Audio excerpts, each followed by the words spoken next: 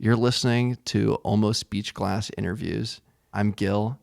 I'm really interested in the creative process.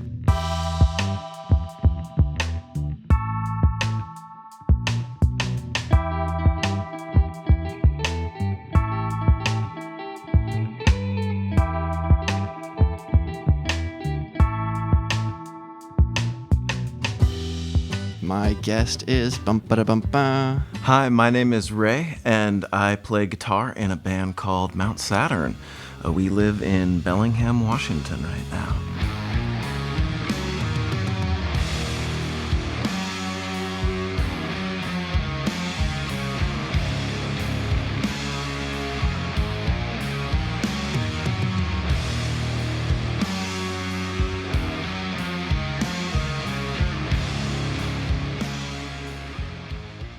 In regards to playing with others, how has that shaped your process?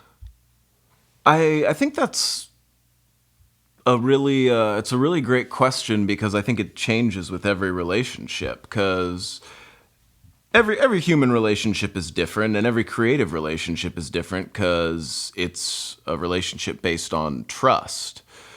I've had fruitful creative relationships with people where we weren't necessarily emotionally close, and I've been very close to people who sometimes you maybe don't always have the most fruitful creative time with.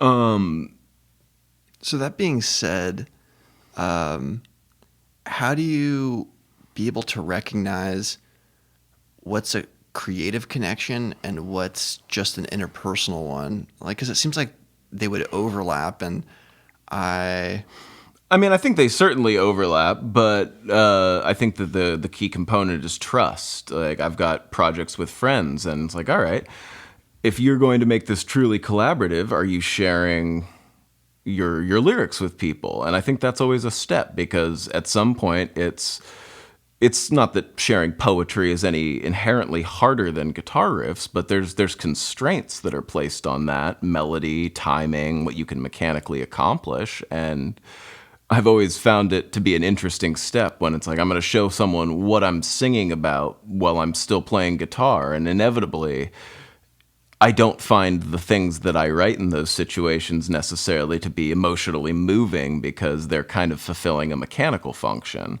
I think that's one of the real benefits of Mount Saturn is Violet's not tethered to an instrument, so she's not forced to make choices the same way I would have to as a vocalist because she's not worried about singing. So that allows her to function a lot more like a horn where she can kind of come in and out where she wants to. And that's really interesting. So there's an inherent value to everyone having a different perspective going into a creative project.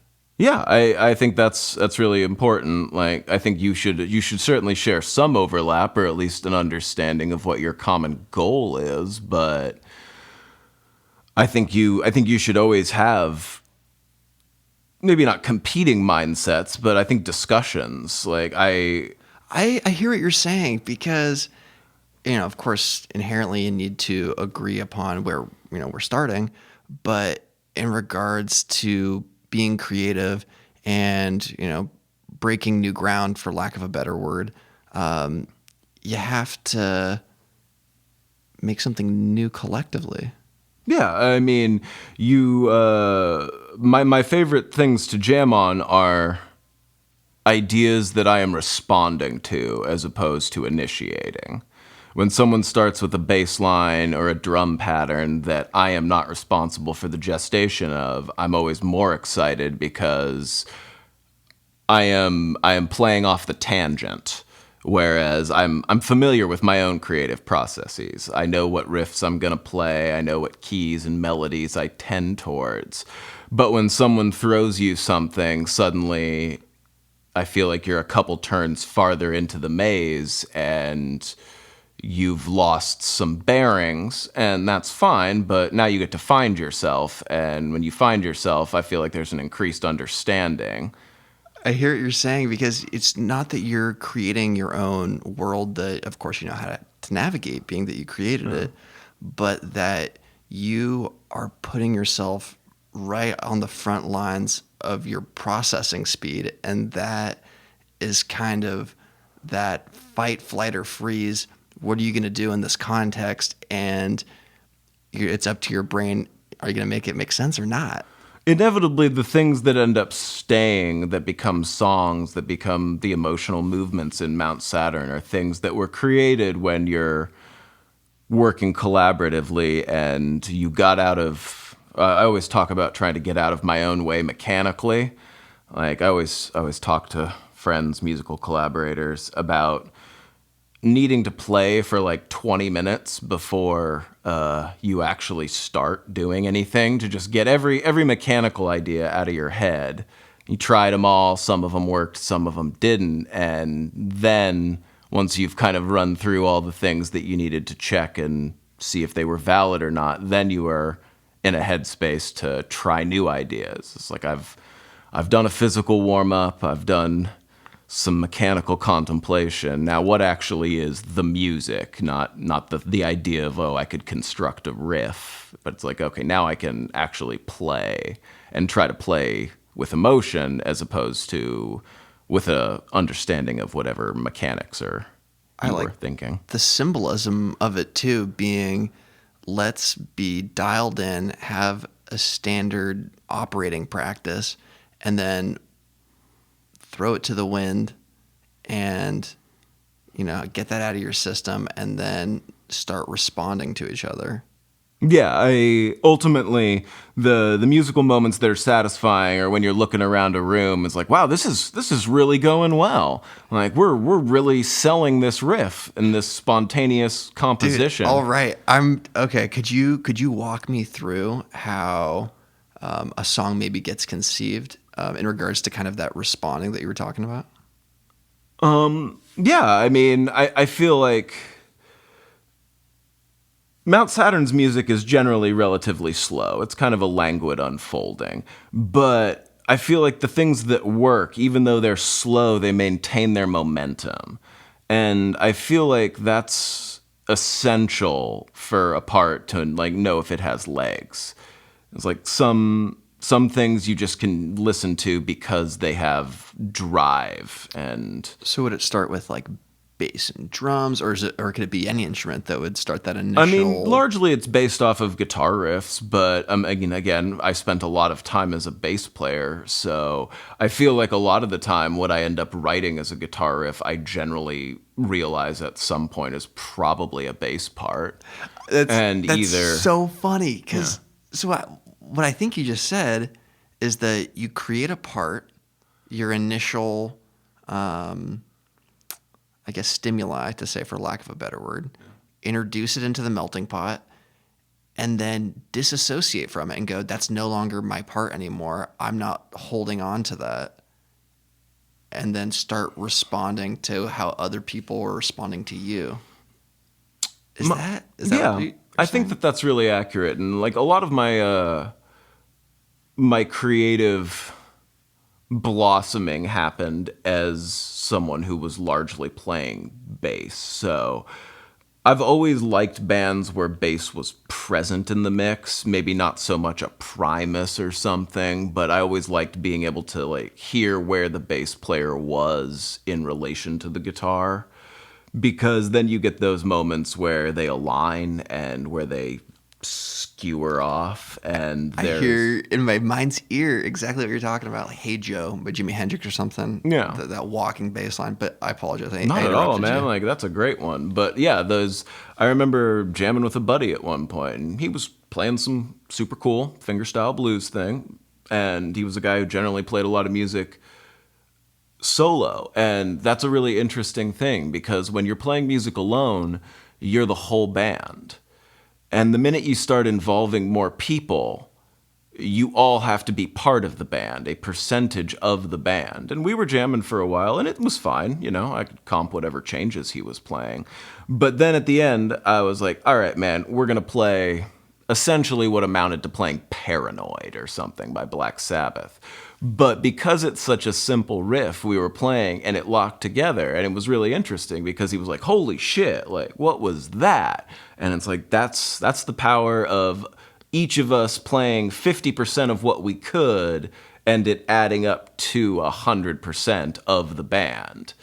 And Wait, I think I understand that, but I'm not sure. as opposed to us both playing really complicated things or as much as we could fit in that space, you played only what needed to be there to accomplish emotional and rhythmic unity, and suddenly you're both pushing something together as opposed to being two fast cars driving in the same like line. Like that's less power than a train or something. So there's kind of a delicate dance, I guess, where if one person's leading, the other person's following, and vice versa, and that it's always moving. Yeah, it is. It is not about.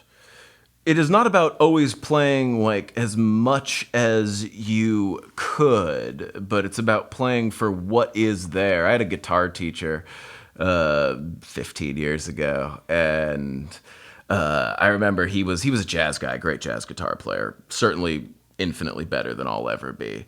And he was playing a gig, I think probably somewhere triple door in Seattle, and some old guy comes up to him at the end. It's like, why are you playing all those notes, boy? People only want to hear the good ones.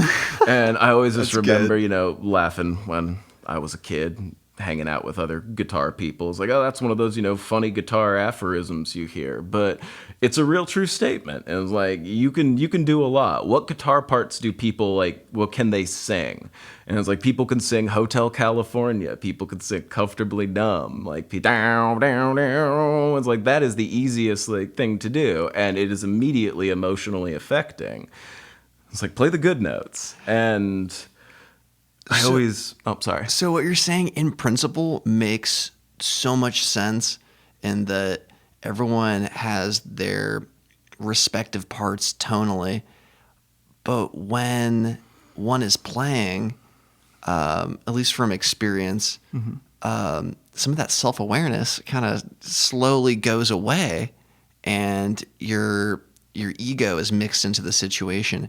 How do you remind yourself the play only the good notes? How do you keep that present? I feel like ego is one of those things that leads to Icarus situations pretty quick. So I think that lesson hit me with Icarus. Is that biblical? No, it's a Greek myth. He flies too close to the sun. His father and him escape from prison on with wings held together with wax, and he flies. So you fly too close to the sun. I feel like ultimately it's from recognizing kind of what we were talking about earlier, is like, is my guitar solo more impressive if I play all the notes, or if I bring you to that emotional moment where it just crescendos and we come back in with a riff and Violet starts singing and it's like, oh, it couldn't have gone any higher. There was no emotional ground to be gained by technical complexity. Okay, I hear exactly what you're saying in the sense that it's not that you're stripping the ego away. Mm-hmm. It's that you're kind of informing the ego that why would you be so short-sighted, go for the crazy riff now, throws everyone off in 2 seconds, song's over. Or slowly build together, have that the ego be an investment into not just playing, but the song, the band, everyone who's there, and that it can be way more rewarding to focus your ego on the situation and not on how you fit within the situation. A powerful story with an emotional plot is going to be infinitely more resonating with people than using a lot of vocabulary words. Like, I feel like that's pretty much the analogy, is like writing a story that connects to people emotionally is choosing the right notes, and vocabulary words are like hot guitar licks. They accomplish the same thing, and it's like, okay, sometimes it's really fun to read a story with some big words in it, but you don't read stories for big words. I don't listen to songs to hear people play hot licks. Honestly, you're teaching me a lesson live, because I genuinely, I think whatever someone focuses on, there's going to be a level of confidence / insecurity that inherently becomes part of it. And just speaking to you right now, I don't want to sound like an idiot. And I definitely think that I am focused on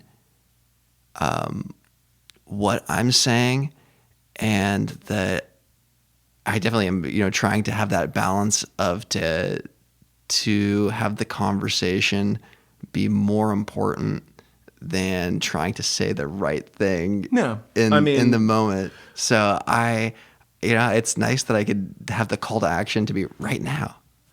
we're jamming. This is the dynamic response, that push and pull. Like a jam is a conversation, and honestly, like I've definitely gotten to a point recently where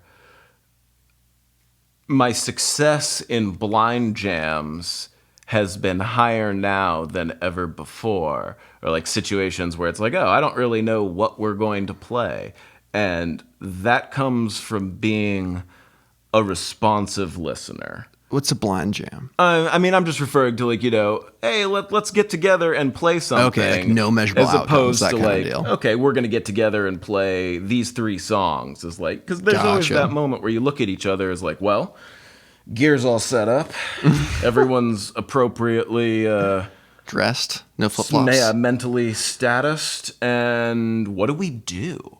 And that's always a really interesting thing. And I've had a couple recently that were really successful because of my willingness to lay back and not try to necessarily build the architecture of the house myself, and also to allow a moment to breathe.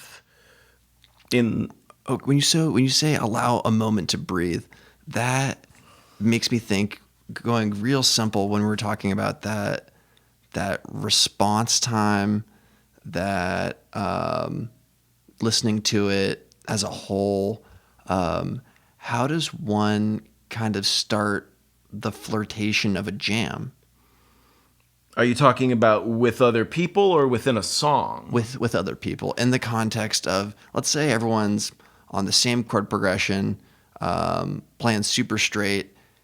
One person, wants to be a little creative, and it starts to, communicating to the other members of the band, or just jamming or whatever, something.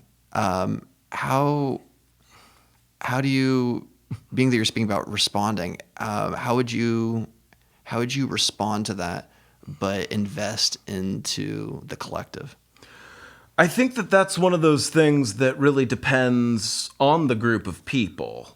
Some people I feel like work better under the framework of knowing, like, all right, we're gonna play A B C A B C, and when we get to the D part of the song, the bridge or whatever, a transition, we're just kind of seeing what happens. And maybe having rough parameters is actually really helpful. It's like, okay, we're going to do this and we're going to try to keep the pulse somewhere, like, a particular rhythm, a particular downbeat, or maybe whoever has the melodic or rhythmic idea is the one leading it because they've got the clearest path towards what they want for that part.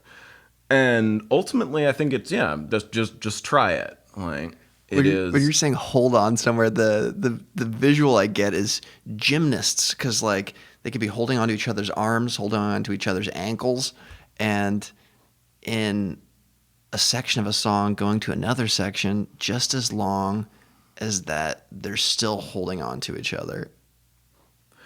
Is that kind of? Yeah, I mean, I think that, there's definitely been projects where I've written a couple things that lead to a section of indeterminate length that ends on a cue or something. It's like, all right, there's going to be something repeated, generally long enough to, everyone can make eyes at each other, everyone can rally around, this is what we do, and this is cycled 8 times. It's been happening. I caught someone's attention. This is okay. And then, you have your, it's nice to give yourself a flag or something. Like, it's like, all right, turn left here and we'll pick up at the 3rd verse or something. Okay. But in totally spontaneous jams, I might actually go have a totally spontaneous jam later in the day. I generally try to have a melodic figure, and I try not to build too much of the house myself. Like, again, it's like, okay, these are the things, I'm very aware of what I could do, But making those decisions before you have a conversation, a musical conversation with people, kind of invalidates their opinion. And I think you should always play something long enough to let people get a handle on it and see how they want to respond. So when I'm creating, and this has certainly been a flaw in my process previously, is like, oh, I'll map out where I think a song should go. Like, okay, I've got a motif, a verse, a pre-chorus, a chorus. We'll do it all again. There's a bridge, there's the outro riff. Sometimes those make it through relatively unscathed. And then sometimes you realize you've added 2 more things to a song than it needs, and you're not improving the emotional impact of your story as much as you're feeding that desire to be like, hey, watch me be good at guitar. And so those moments where songs end up simpler than I had initially envisioned them, those are moments when someone else's opinion was like, you're doing this for no reason. Violet definitely has done this to me several times where it's like, you're putting that in there because you want to play it. And it's like, that's cool, but that doesn't make a song good. So I understand what you're saying, in that don't build an entire house yourself if you want to live in it with other people. Yeah. That if you want to have collective stake in a project of any kind, it's important that you bring an element to it, but something that can be flexible and change with the people that you're working with. Yeah. It's funny. The example I always see, bring it back in a musical sense, is funk bands or whatnot. Any single instrument generally in a funk band isn't doing anything particularly crazy, you know? Bop, bop, ba-da-na-na. It's like little horn stabs and whatnot. The guitar just... Yeah. And it's like, okay, everyone's part is simple, but it all adds up to this big sound of everyone hitting those same rhythmic instincts together. Now we're back to the rhythm talk about guitar. It's like, oh, it becomes good when you involve rhythm. Like funk is generally not a lot of like busy note dense playing. I think that it's good to write to what the piece needs, and sometimes you can't see the forest for the trees when you're not letting other people see the composition. Wow. I think it's good. I think it's always good to make the art, and I think it's always good to have other people look at your art, and ideally you can communicate with them and learn from that, because those are the people who are going to have the first emotional response to it. If you're writing something, the first people who are going to see it are your bandmates, probably. And so it's like, all right, you've collectively now we have the same goal of we're trying to elicit an emotional response, but those are your first critics. And when your ideas are young, it's like, I don't know, that's a time when they're easy to shape. I dig it. Yeah. I have, before this interview, you told me that you are moving to Portland. Yeah. What is next for you and / or for your band?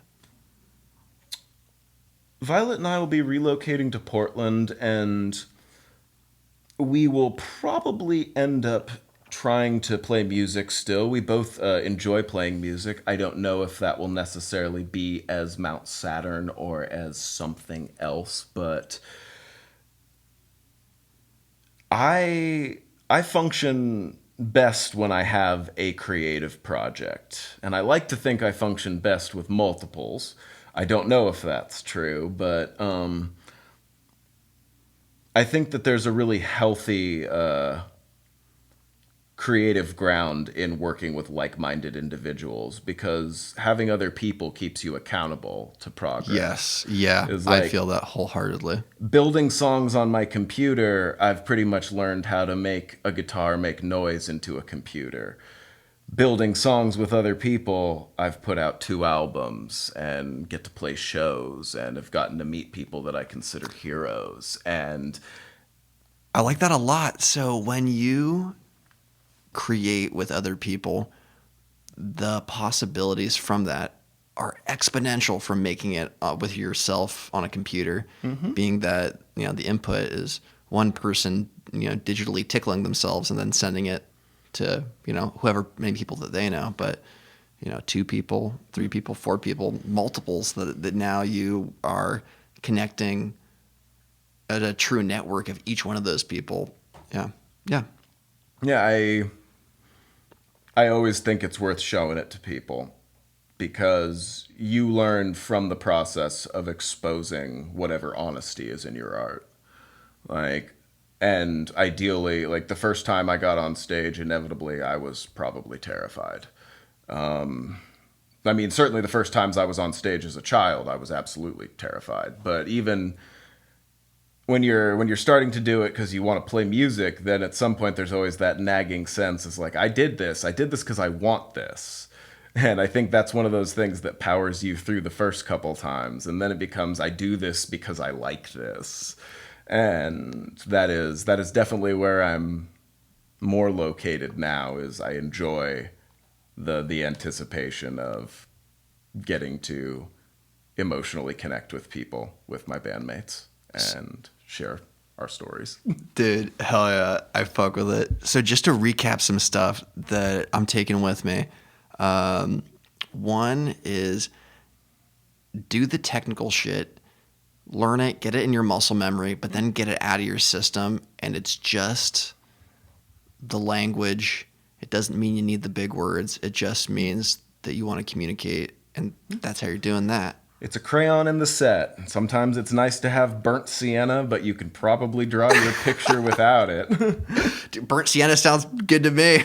I love it, but I bet I could probably put this brown and red together. There we go. Yeah, a little shading right there, some cross hatching. Yeah, you can fake the tricks. And then the other thing that I'm taking away is to bring only the essential energy that you're going to collaborate with, and to scrap away all the stuff that other people's creativity could influence, or you could influence them. And that's going to really spark some creativity. Yeah, I think there's a lot of value to having enough of an idea to believe in it, but not enough of an idea to not be swayed by other people's opinion.